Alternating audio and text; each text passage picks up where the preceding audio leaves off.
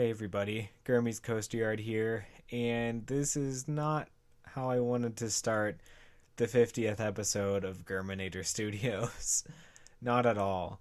Um, I was originally planning, it's the 50th episode.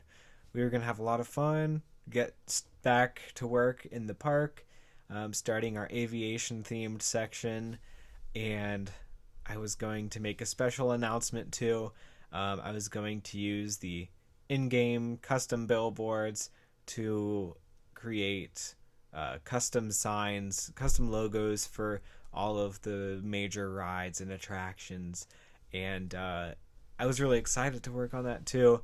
In fact, I was going to load the park to work on that to figure out what kind of signs, what size I needed for each ride.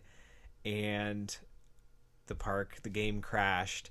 And I tried a few more times and the game kept crashing. And it didn't seem like any shock to me that, or any coincidence that we had just built a hotel with 440 rooms, um, and just a ton of scenery, loaded the park with more scenery, and then the next time I would go to load it, it wouldn't work. So I'm pretty sure what happened is the file got too big for the game to handle. I can't confirm it. Um, I tried to. I downloaded the park cleanup tool from the. I think it's. I can't remember what it is. It's like the custom scenery depot, I think is what it's called. And I made several versions of the park, and I was able to get it down to around 16 megabytes, but it still wouldn't load that final file. So I don't know if the park is corrupted or what the deal is. Um, but for whatever reason, I just couldn't get it loaded, and I'm gonna keep trying to see if I can find a solution. But at this point, um, this series is gonna be on hold for the foreseeable future. But the point of this series, it really was not to complete a park. I mean, that was the end goal, and that was my driving force. But the purpose of making a series was to make something inspirational and educational. And I figured if if this is how the series is going to end, then let's learn from it. So that's why I have a PowerPoint for you today. So I think the first thing we need to consider, or I need to consider when building parks, is attention to detail and realizing that sometimes less is more. Um, so I wanted to make a really highly detailed park, and I like to consider those fine details. I want to make it so I could pass off the park to someone else and they could go anywhere they want and say, wow, look at the attention to detail. Wow, like I can see what the function is of this thing. And but I realize now, in theory, that's a great idea, and I think it's such a fun idea. But when it comes to optimizing something for a 20-year-old video game, um, you really need to hold back when it comes to putting in scenery, especially in an oversized map. I didn't just load up a sandbox world, but I went into a custom into the scenario editor and made the biggest possible world, and to make a whole resort complex.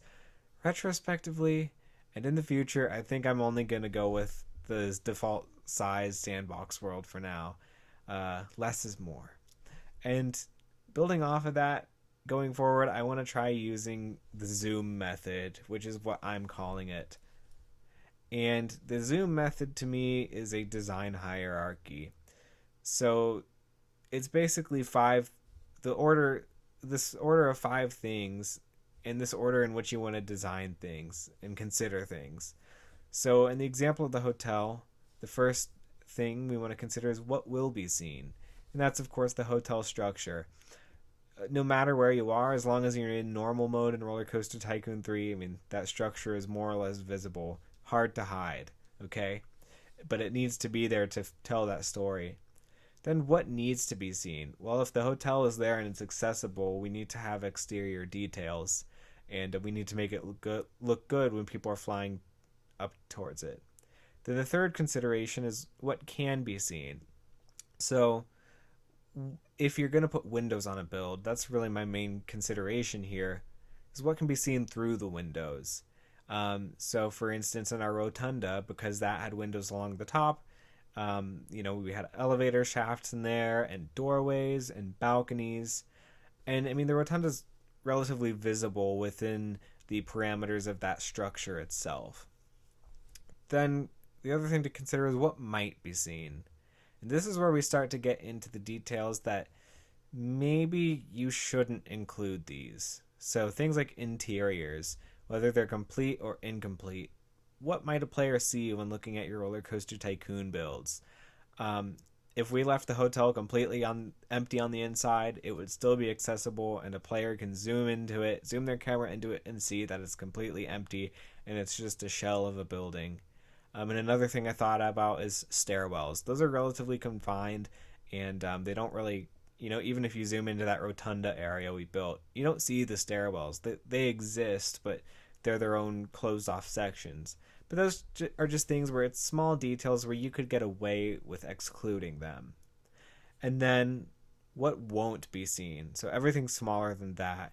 In fact, within the parameters of RollerCoaster Tycoon, the things that won't be seen are things that can't be seen. So, I built things like housekeeping closets and the little vending machine nooks, but we don't have, shelving units in this game, aside from the ones I did in an episode several weeks ago for a warehouse, but those are custom shelving units. We don't have them as a scenery piece. We don't have vending machines in this game. I think you do in Planet Coaster, but this ain't Planet Coaster. The point being, don't even worry about the things that won't be seen. So if there are no vending machines or shelving units, don't build vending machine nooks and closets. This is not a hard set in stone rule, but those are the things that matter least. And those are the things I was trying to include. But 4 and 5, we can just get rid of entirely. They are not necessary to the story that a building tells. And number 3, what can be seen, those are things that you can include, but even if we included the interior for the rotunda and even the mini rotundas on each wing of the building, those are relatively visible, but you can't really look far down the hallways per se. And at some point you have to think, what, maybe we can optimize our build and optimize how it performs, how our park performs, by leaving those out. And then as for attention to detail, so I wanted to sort of analyze what we actually did. So I counted the hotel rooms. Actually, I counted all of the base of one wing. I can't remember what that number was, but we had 5 stories, so I multiplied that number by 5 and then multiplied it again by 2 to account for the second wing. And we have a total of 440 rooms. And the number of scenery items in each room is 14. So I think it's 4 carpet tiles, 8 walls, and then 2 interior walls. So that is a total of 6,160 scenery items in both wings of the building. That does not even account for the rotunda or the facade of the building. When I say facade, I mean like the veranda. That does not account for the monorail station or the restaurant. This is just in the 2 wings alone. Everything we added in the last episode. So then I thought, well, what are the minimum scenery items required per room? Well, how simple do we want to get? If we want to have a window that we can look into and have depth, I figured you need a minimum of 7 scenery items. So 2 floors, and 4 walls. Maybe it's 6 scenery items now that I think about it, or 5. But the point being, you don't need many. I guess I'm not counting the windows though. So with the windows, it is 7. If you can get down to 4 if you have what I call a matte backdrop. That's basically having your windows on an outside edge and just a blank slate wall on the inside edge. And you can color this to make it look like curtains, or you could make it so it resembles, you can make it yellow so it's like the window is backlit, or you can make it black, like there's a dark wall inside. And then you could have 2 walls per room, 2 scenery items total per room, um, if you had nothing behind it. So our same exterior could be built with just 880 scenery pieces minimum and still be passable if we go back a slide, still focusing on the what will be seen. So 880 pieces, and that is 1,760 pieces fewer. Sorry. The false interior would total, so if we did that matte backdrop, that false interior would be double 880, so 1,760 pieces, which is still 4,301 pieces fewer than the number we had. The point being, we included 4,301 scenery pieces more than was necessary. And the point being, again, when you're considering optimization, that's a lot to consider when it comes to, the information in the park, which is information on your save file. That's extra data that's unnecessary. So I guess the takeaway is less is more, and you don't need to do the fully fledged interiors. And when I say you, I mean me. It's a lesson learned on my end, but I think it is a takeaway for people like myself who like building highly detailed parks. And I don't see why this can't be translated into other things like Planet Coaster. Maybe that game is more optimized. I've seen some really intricate builds in there. But the point being, again, I'm not on a high-end gaming computer in here. I'm on a laptop recording this voiceover in my basement. You know what I'm saying? So, but even that is beyond the issue that is within the game itself, that RollerCoaster Tycoon 3 doesn't like big files. So what's next? Well, as of right now, Germanator Studios, the series, is on an indefinite hiatus. If I somehow find a way to get that park up and running, I will optimize my builds and restart the series. In fact, I may even restart it as episode 50. I don't know. I might delete this.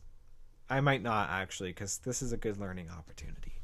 But anyway, if that happens, great. It'll happen when it happens. But as of right now, I don't have any plans to make a new series. When I finish a park, and even before I finish a park, when I've put a lot of time into one park, I just like to enjoy the wake of that energy. And normally that results in me finishing a park and just enjoying the park as its own build. And there's not really a lot of motivation right now to start from scratch, and that's just the honest truth.